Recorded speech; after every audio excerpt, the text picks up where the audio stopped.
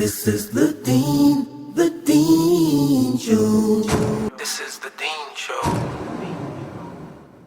Now today we're going to try to help you, for those who are sincere, who are open-hearted, who really want to know the truth, but now there's a lot of confusion.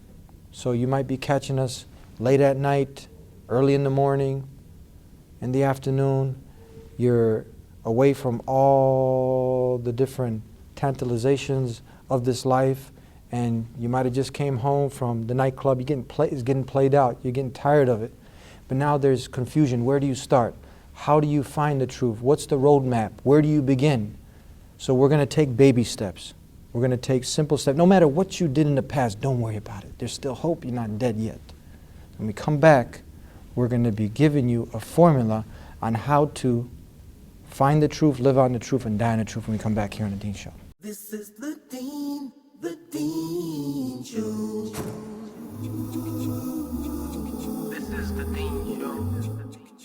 This is the Dean Show. This is the Dean Show. This is the Dean Show.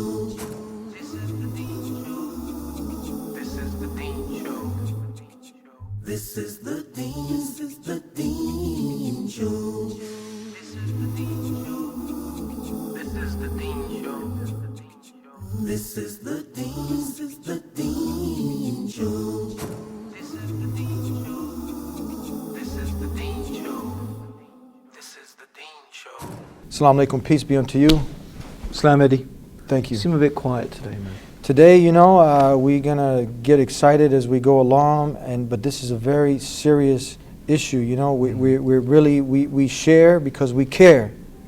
We care about the people. We want the best for them.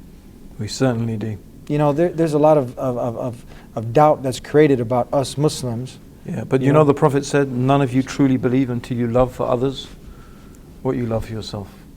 And the thing that every Muslim, every true believer loves the most, without any doubt, is Islam. Yes. A true believer would rather be thrown into the fire than to go back to that condition where they were without the guidance of Allah in their life. So that is how dear and how important, really in reality, Islam, it is life, Eddie. It's life on a totally different scale. And when you are not connected with your Lord, when you're not connected with your Creator, when you're not remembering Him, knowing Him, you might as well be dead. And I'm sure many people, they might have been involved in drugs or still are. Women might have been getting used by men and abused and going to the nightclubs and living from Friday to Friday, work, party, make a little money, and then let loose. But now it's just getting played out. It's getting played out, but there's still some doubt and confusion. They don't know. They don't have a roadmap. But now somehow they got tuned in to the Deen Show. Maybe a Muslim got them to sit down, and they're thinking serious. So where do they begin? This is the first step, but where do they go from here? We want to give them some encouragement and some kind of formula that after this show, they'll be excited to live a new life. I think, I think the question, where do they begin, depends on who the they is. It depends on who's out there. And people are so different. They're different in different ways. They're different emotionally, they're different intellectually, they're different spiritually. So, a question like that is a bit like, well, how long is a piece of string? Well, which piece of string is it you're talking about? It's easy if you, like we've talked about before. We talked about a specific example. Here's a character, he's like ABC. Yeah. What do we say to him? What have we got to say to him? But I think, you're talking about people coming. The question I really want to ask everyone out there. Please ask it. The people who have come back from nightclubs, the people who are playing it out, as you called it. I've never heard that expression before, coming from quaint old England. But but the question I want people to really ask themselves is, when you come back from a night on the town, you've been drinking, you've been boozing, you've been dancing, you've been hanging out with girls, guys, whatever. At the end of all of that, when you wake up the next morning or whatever it is, I want you to ask yourself, I want those people to ask themselves two simple questions. Number one, did you improve yourself as a human being? when you go out on the night, you go out on the town and you get drunk, would you say honestly, I'm a better human being because of that? Number two, did you contribute anything to the betterment of humanity?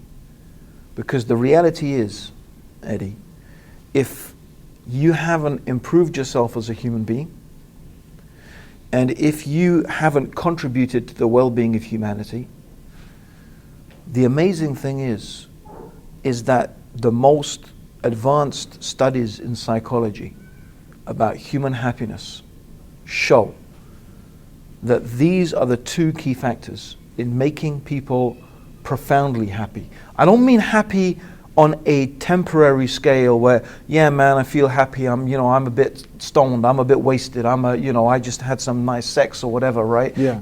How long does that happiness last? It doesn't, because the problem is this hedonism, this giving yourself into these so-called pleasures and luxuries of the life, they have no permanence at all. The moment the actual experience has ended, the moment the alcohol has worn off, the moment excuse me for being frank, the moment the orgasm has gone, what's left, right? What have you got left? You got nothing. And at the end of it, you don't feel I'm a better person. You don't feel humanity has improved because of what I've done. So how is that going to improve your feeling of self-worth? How is that going to make you feel better as a human being? It doesn't.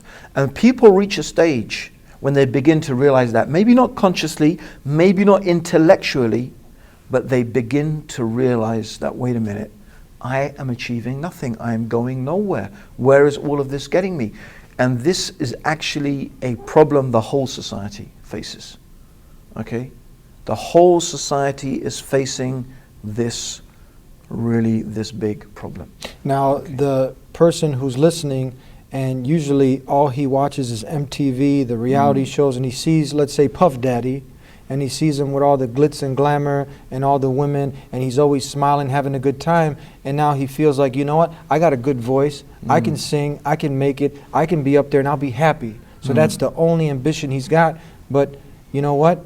He sees us and he says, you know what, that seems boring what you're talking about. This is more exciting. It's where it's at. Well, you know what? Try it. Go, if that's how that person feels, go for it. You'll see how empty it is. You'll see how shallow it is. You see, there are some people who admit it to themselves, and there's some people who just keep fooling themselves. They just say, well, maybe I don't have enough women, maybe I don't have enough money, maybe I don't have enough drugs, right? And they just go deeper and deeper and into it more and more. But in reality, you don't find these people have any profound sense of happiness. And the example, Eddie, the examples are too many of, whoever it may be, Elvis, Kurt Cobain. How many of these people, right? How many of these people were taking the question I ask is, if you're happy, why do you take drugs? Why do you take drugs? If you're happy, why are you taking drugs? Yeah. You take drugs because you're not happy. If you're happy, why do you need to surround yourself with all of these women? Because you're not happy, right? If you have to fill your mind with all this music, which really takes over your brain waves, that's what it does. It takes over your brain waves. It makes you think and behave and act in a different way. So if you're so happy, why are you doing those things? Because actually, in reality, these things are a sign that you are fundamentally unhappy.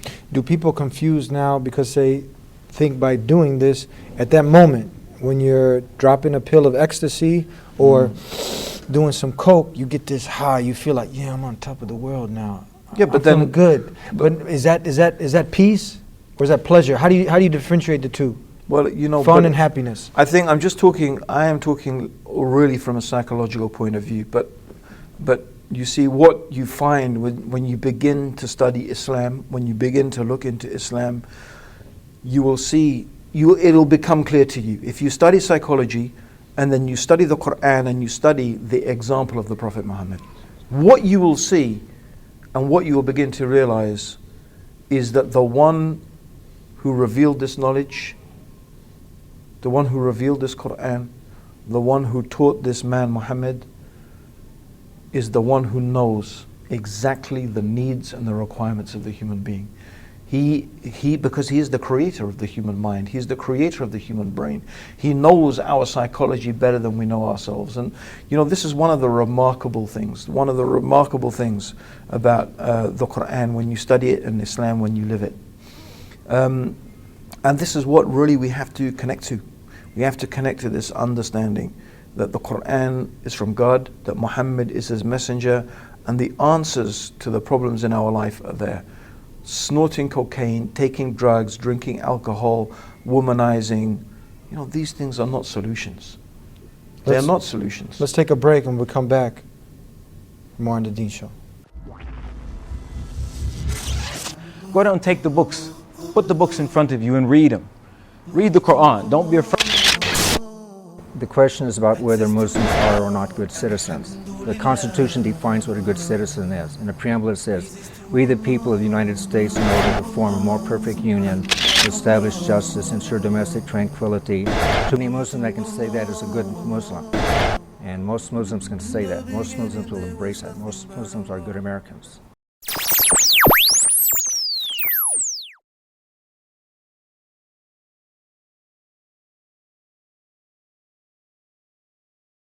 Back on the Deen Show with Sheikh Abdul Rahim Green, who was a former Christian, Buddhist, went to this ism, that ism, traveled all over looking for the truth, accepted Islam. His story is at TheDeenShow.com. You can view that. He has his own personal section. He has his biography. But today we're trying to give some kind of blueprint for a person.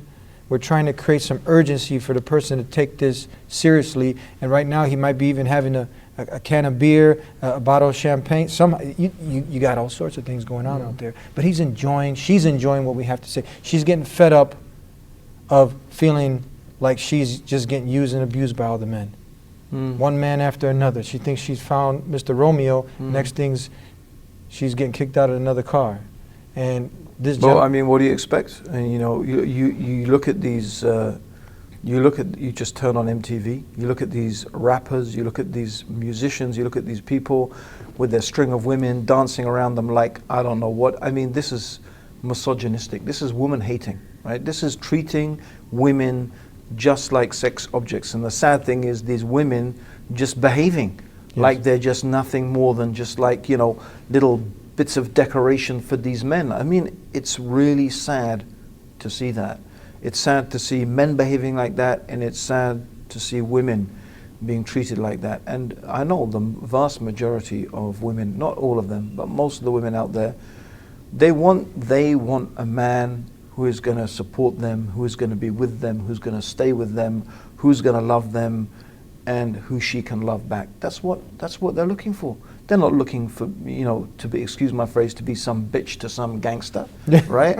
With another 100 other bitches. Who wants that, man? I mean, I really honestly, is there a single woman out there who really wants that?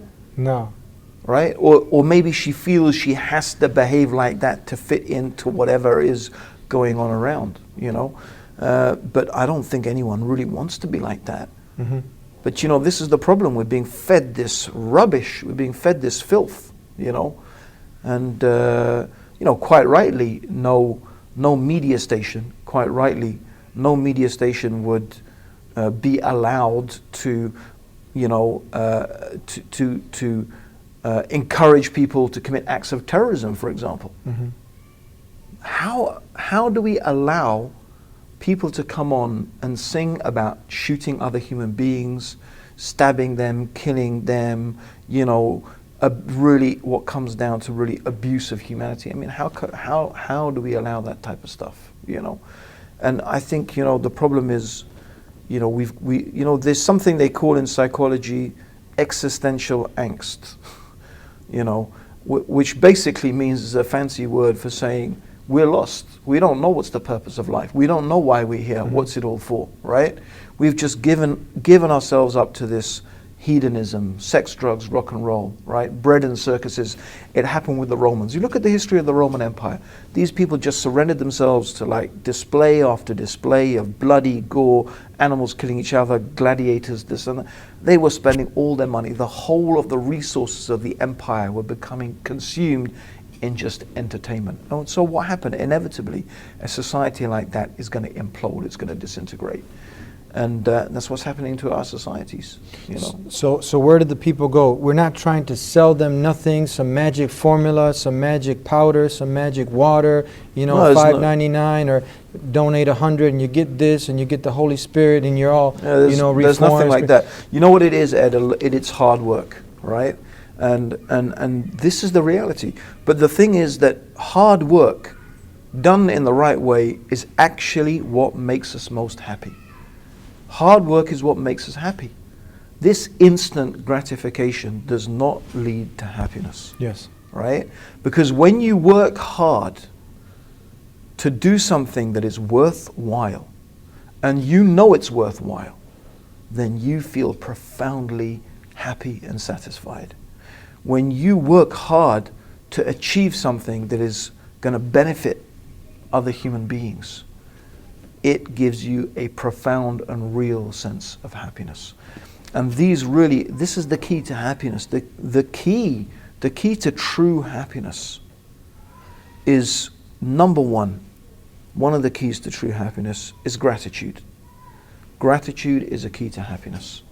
Being grateful for the blessings and the bounties and whatever it is that you have in your life, however bad you think your life is, believe me, you can find someone else who is worse off than you. So actually, everybody should take some time to sit down right now and think about all the things that they have. Why not even make a list? All the things I have to be grateful for. And no person should forget that they should be grateful to the one who created them. Because true gratitude and the gratitude that is going to make you feel better is one that is displayed. You know, if you should be grateful to your parents for whatever they've done for you. You should be grateful to your husband, to your wife, to your kids, to your mum, your dad, whoever it is, whatever, who has done something for you. Gratitude means recognizing the beautiful things and the blessings you've got in your life and thanking people. You know, thanking them for what they have given you. How then can you really be profoundly happy if the one who is most worthy of our thanks, the one who has given us everything, our Creator, we don't thank God?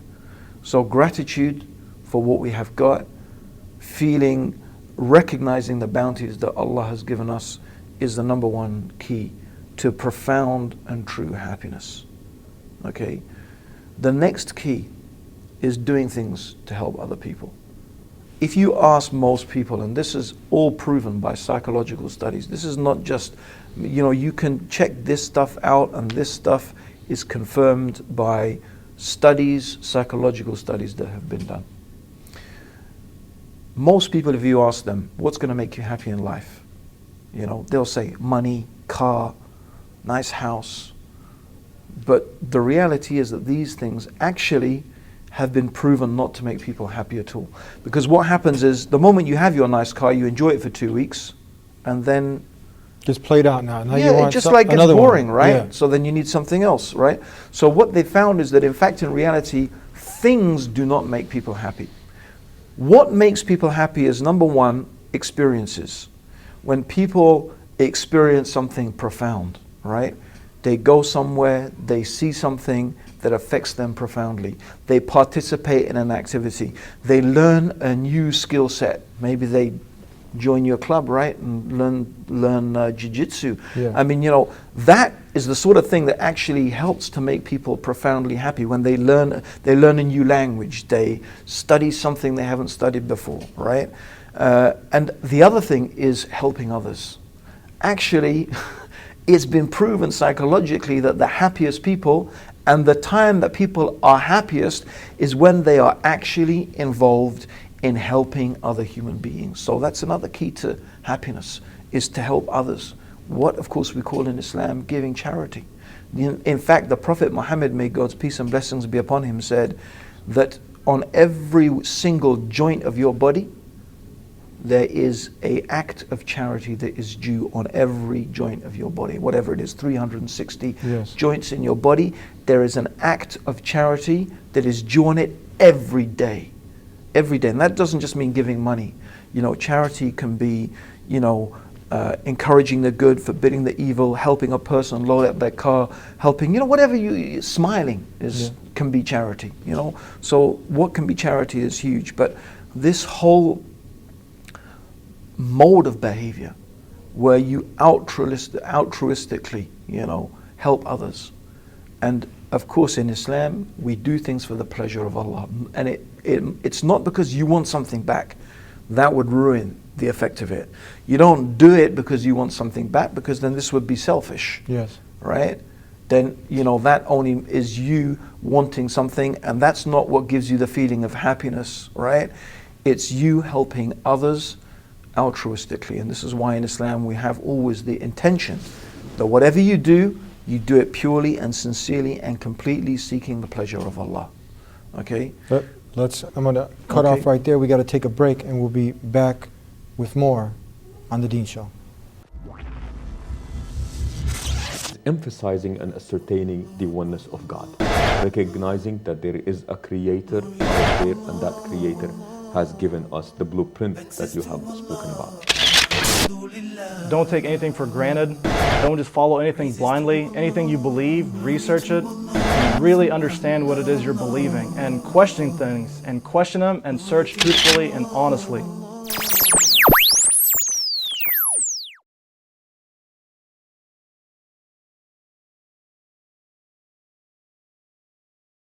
Back here on The Deen Show, and we are trying to hit it home, bring it home, and give that individual, we talked about doing good things, trying to stay away from, is it good to say, okay, you know what, that person says, you know what, okay, you got me, I'll do some good, and I'll go from drinking a 6-pack to, one beer, a day, but I'll just get drunk on the weekends. Where's the start? Where's the limit? Where do they go from here? Do they drop down?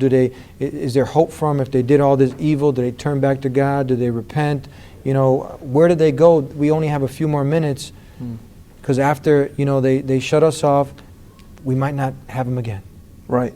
Well, I wanted to finish my point, so the final point, the final third point is that if you want to be happy, behave like a happy person. Smile.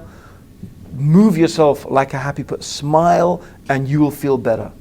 Behave like a happy person behaves, and you will begin to feel better, because the way you behave on the outside affects the way that you are. And this, all I can say is, when you study Islam, you see these profound truths. You see these things. This is what the religion of Islam teaches.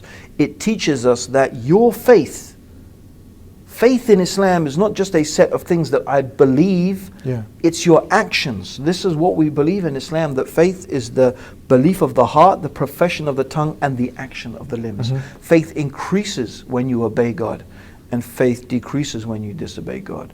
Okay? So this is the reality of faith. So I just encourage everybody to bring happiness into their life, but the best way to bring true, profound happiness, true, profound peace, true, profound tranquility is by following the guidance that God has given. All the ingredients are there. I mean, I just touched upon 3 points. There are many, many other things on the path to peace and happiness, but the solution is Islam. This God you're talking about, can you please describe him? He's the one God, the creator of the universe, the creator of the heavens and the earth, who sustains it and controls it, and we are all under his power and his control. Because also there, before we leave, some people got an idol in their room. They got a picture of someone in their room. They say, I'm God, you're God, we're all God. So which God are we talking about? God is not like any created thing. God is the creator of all things, and no one has created God. God is the creator, and he is uncreated. He has no beginning and no end. Whereas the universe has a beginning and has an end. We have a beginning, we have an end. We're mortal, we're limited, we're finite. Allah is eternal and uncreated and infinite, the self-sufficient. He needs no one. He needs nothing, but we desperately need him. Closing comments and suggestions one more time before we leave for that truth seeker. I would say pick up the Quran, read it. Read the life of the Prophet Muhammad, may God's peace and blessings be upon him. See for yourself what Islam has to say, because it really is the path to happiness and truth in life. Where can people get a hold of you if they want to hear more of They your talks, can- lectures? They can go on www.iera.org.uk. You can find out about the organization I work for. Or just type in my name into YouTube. You can find lots of my lectures there. Great. Thank you. May God Thank you, Almighty, Eddie. Allah reward you. May Allah bless you. I mean, yeah, thank you. Salam. And thank you again for tuning into the Deen Show. And if you like what we had to say here, if you like, listen to Sheikh Abdul Rahim Green. He has his own section there at TheDeenShow.com. You can hear some more of his talks, some more of his shows that we've done with him. And we hope that you've sincerely gotten a benefit. And we hope that we get to see you again next time here on the Deen Show. Next week, same time, same channel. Until then, peace be unto you.